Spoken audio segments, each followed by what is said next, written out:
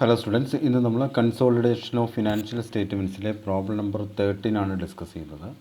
അതിലേക്ക് വരുമ്പോൾ on first April 2010 എന്നുള്ളത് 19 ആക്കാം. 2019. Okay, 2019 Y limited acquired 1800 shares of ₹10 each in Z limited at a cost ₹36,000. 1/4/2019 1800 share Y limited Z ലിമിറ്റഡിൽ നിന്ന് വാങ്ങിച്ചു. അപ്പോൾ പാരൻറ്റ് കമ്പനി വൈ ലിമിറ്റഡും സബ്സിഡറി കമ്പനി ഇസഡ് ലിമിറ്റഡ് ആയിട്ട് വരുന്നു. ഒരു ഷെയറിൻ്റെ വില 10 രൂപയാണ്. Okay, then at a cost ₹36,000 36,000 രൂപയ്ക്കാണ് വാങ്ങിച്ചാണ്. അപ്പോൾ 1800 ഇൻറ്റു 10 18,000 വരണുള്ളൂ. 18,000 രൂപയുടെ ഷെയറാണ് 36,000 രൂപ കൊടുത്ത് വാങ്ങിച്ചത് കേട്ടോ. അപ്പോൾ വളരെ കൂടുതൽ വില കൊടുത്താണ് വാങ്ങിച്ചത്.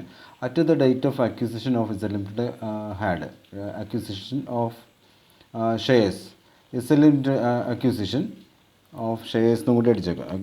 Shares Z limited had a credit balance ₹24,000 in its statement of profit and loss. സ്റ്റേറ്റ്മെൻറ്റിൽ അതായത് പ്രോഫിറ്റ് ആൻഡ് ലോസ് അക്കൗണ്ടിൽ 24,000 രൂപ പ്രോഫിറ്റ് ഉള്ള സമയത്താണ് ഷെയർ വാങ്ങിച്ചത്. അപ്പോൾ ഷെയർ വാങ്ങുന്ന ഡേറ്റ് വരെയുള്ള പ്രോഫിറ്റ് നമ്മൾ എന്ത് പ്രോഫിറ്റ് എന്ന് പറയും? പ്രീ അക്വിസിഷൻ പ്രോഫിറ്റ് എന്ന് പറയും. അതായത് ക്യാപിറ്റൽ പ്രോഫിറ്റ്.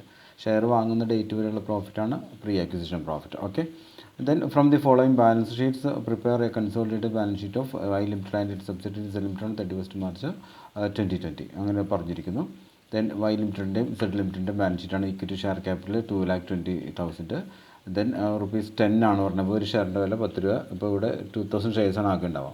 ജനറൽ റിസർവ് 1,00,000 ഉണ്ട്. സർപ്ലസ് 20,000 30,000. കറണ്ട് ലൈബിലിറ്റീസിൽ trade payable 60,000 40,000. Total 3,80,000. Then 54,000.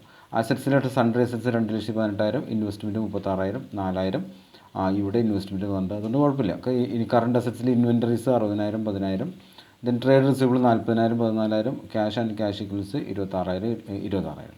Okay, ഇതിൽ നമ്മൾ കൺസോളിഡേറ്റ് ചെയ്യുമ്പോൾ ക്യാഷ് കൂട്ടി എഴുതാം, ട്രേഡ് റിസീവബിൾ കൂട്ടി എഴുതാം, ഇൻവെൻറ്ററീസ് കൂട്ടി എഴുതാം. ഇതെടുക്കാൻ പാടില്ല, ഇത് നമ്മൾ ഒഴിവാക്കും. ഇത് എഴുതാം, കുഴപ്പമില്ല. ഈ 2,18,000 എഴുതാം, കുഴപ്പമില്ല. ദെൻ പിന്നെ ഇത് രണ്ടും കൂട്ടിയതാണ്, അതായത് ട്രേഡ് പേബിൾ കൂട്ടിയതാണ്. സർപ്ലസ് നമ്മൾ ഒഴിവാക്കും. ഇത് അപ്പോൾ ഏതൊക്കെ നമ്മൾ ഈ 20,000 30,000 നമ്മൾ ഒഴിവാക്കും. 50,000 രൂപ ഈ സൈഡിൽ നിന്ന് ഒഴിവാക്കും. ഇതൊക്കെ നമുക്ക് അതുപോലെ തന്നെ എഴുതാം. 2,00,000 അതുപോലെ തന്നെ എഴുതാം. ഓക്കെ, ദെൻ നമുക്ക് ഇനി അതിൻ്റെ ആൻസറിലേക്ക് വരികയാണെങ്കിൽ then answer parent company Y limited ആണ്. സബ്സിഡറി കമ്പനി ഇസഡ് ലിമിറ്റഡ് നമ്മൾ പറഞ്ഞു എഴുതാം. ഡേറ്റ് ഓഫ് അക്വിസിഷൻ ചോദ്യത്തിൽ നോക്കിയാൽ ഡേറ്റ് ഓഫ് അക്വിസിഷൻ നമുക്ക് തന്നിരിക്കുന്നത് പാരൻറ്റ് കമ്പനിയുടെ ഡേറ്റ് ഓഫ് അക്വിസിഷൻ തന്നിരിക്കുന്നത് പോലെ നമ്മൾ എഴുതേണ്ടി വരും. Okay, parent company Y limited then 1/4/2019 അതാണ് ഡേറ്റ് ഓഫ് അക്വിസിഷൻ.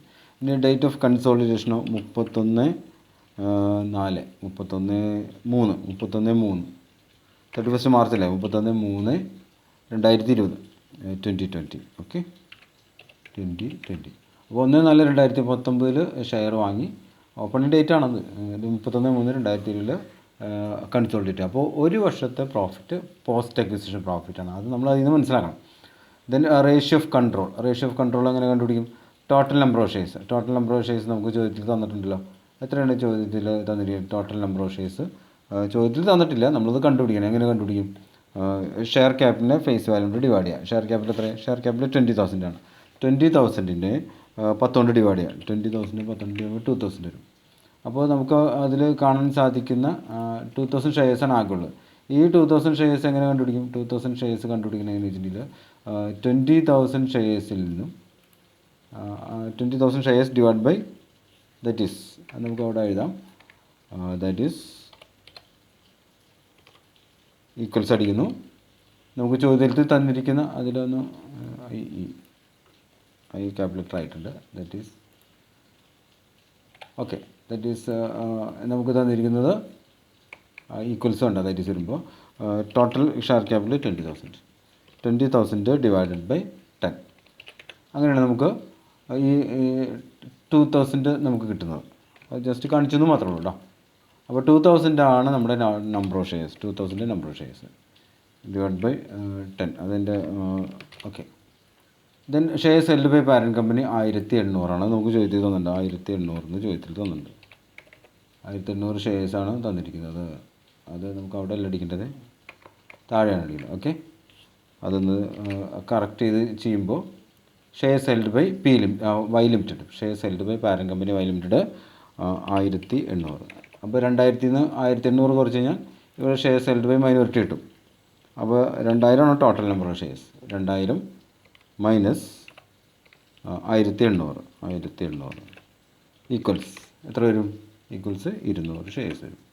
ഓക്കെ, ആ 200 ഷെയർസ് അവിടെ എഴുതി കഴിഞ്ഞാൽ നമുക്ക് മൈനോറിറ്റിയുടെ കയ്യിലുള്ള ഷെയർ. ഇനി അതിൻ്റെ റേഷ്യോ പറയുകയാണെങ്കിൽ 1800 ഓക്കെ 1800 200 ഈക്വൽസ് എങ്ങനെ വരും? 18:2 18:2 ഈക്വൽസ് ഒന്നുകൂടി ചെറുതാക്കുകയാണെങ്കിൽ കോമൺ ഫാക്ടർ 2 എടുത്ത് ചെയ്യുകയാണെങ്കിൽ 9:1 ഓക്കെ, ഇതാണ് നമ്മുടെ റേഷ്യോ വരുന്നത്. ഇനി നമുക്ക് പ്രീ അക്വിസിഷൻ പ്രോഫിറ്റ് ആണ്. അപ്പോൾ നമ്മൾ ഈ റേഷ്യോ നമ്മൾ കാണണം എന്തിനാണെന്ന് വെച്ചിട്ടുണ്ടെങ്കിൽ നമ്മുടെ ഈ പ്രോഫിറ്റ് ഡിവൈഡ് ചെയ്യാൻ വേണ്ടിയിട്ടാണ്. പ്രീ അക്വിസിഷൻ പ്രോഫിറ്റും പോസ്റ്റ് അക്വിസിഷൻ പ്രോഫിറ്റും. അപ്പോൾ പ്രീ അക്വിസിഷൻ പ്രോഫിറ്റ് എന്ന് വെച്ചാൽ എന്താ നമ്മൾ മീൻ ചെയ്യുന്നത്? Profit earned by the subsidiary company up to the date of acquisition shares വാങ്ങുന്ന ഡേറ്റ് വരെയുള്ള profit. Surplus of S limited as on 1/4/2003 അത് ചോദ്യത്തിൽ തന്നിട്ടുണ്ട് ആസ് ഗിവൺ അല്ലേ? എത്രയാണ് നമുക്ക് തന്നിരിക്കുന്നത്? ആസ് ഗിവൺ നമുക്ക് ചോദ്യത്തിൽ തന്നിരിക്കുന്നത്. ചോദ്യത്തിന് നോക്കുക, ചോദ്യത്തിൻ്റെ തുടക്കം തന്നെ ആ എമൗണ്ട് പറയുന്നുണ്ട് 24,000 എന്ന് പറഞ്ഞാൽ ആസ് ഗിവൺ 24,000 ചോദ്യമുണ്ട്. ഇനി അത് ഷെയർ ചെയ്യാം. Share of parent company 24,000 into എത്രയാണ് പറഞ്ഞിരിക്കുന്നത്? 9:1 അല്ലേ റേഷ്യോ? ഇവിടെ നമ്മളിപ്പോൾ ഇതിനെ കണ്ടുപിടിച്ചു. ഇതാണ് നമ്മുടെ റേഷ്യോ. ഈ റേഷ്യോയിൽ നമ്മൾ ചെയ്യും. ഈ റേഷ്യോയിൽ ചെയ്യുമ്പോൾ നമുക്ക് എങ്ങനെ 9:1 ചെയ്യാം. 9:1 ചെയ്യുമ്പോൾ 9/10 ഓക്കെ. അപ്പോൾ 9 ഡിവൈഡഡ് ബൈ 10 ഓക്കെ 9/10. അപ്പോൾ എത്ര വരും? 9/10 9,000 24,000 ഇൻറ്റു 9/10. 24,000 ഇൻറ്റു 9/10 എന്ന് പറയുമ്പോൾ എത്ര വരുന്നത്? 24,000 ഇൻറ്റു 9/10 എന്ന് പറയുമ്പോൾ 21,600 വരും. 21,600 ഷെയർ ഓഫ് മൈനോറിറ്റി. എത്ര പറഞ്ഞത്? Share of minority equals 24,000 into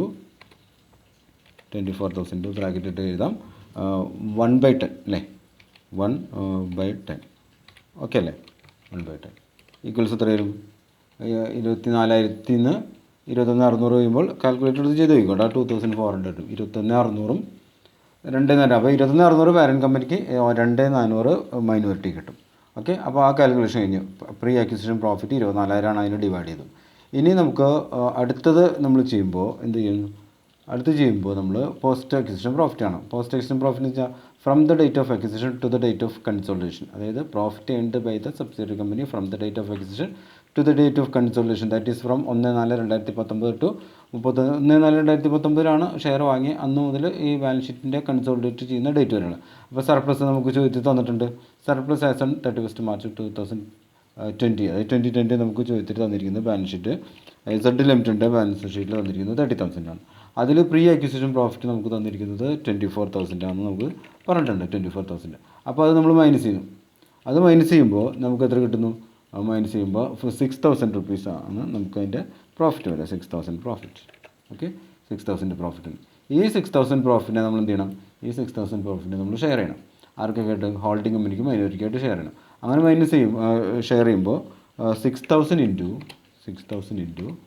9/10 നേരത്തെ എഴുതിയ റേഷ്യോ തന്നെ 9/10 9/10 ഓക്കെ.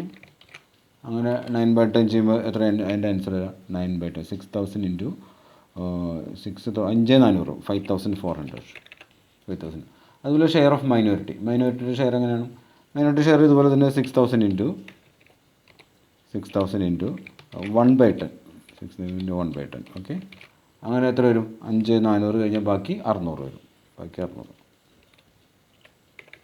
അപ്പോൾ നമ്മൾ എന്ത് ചെയ്യും?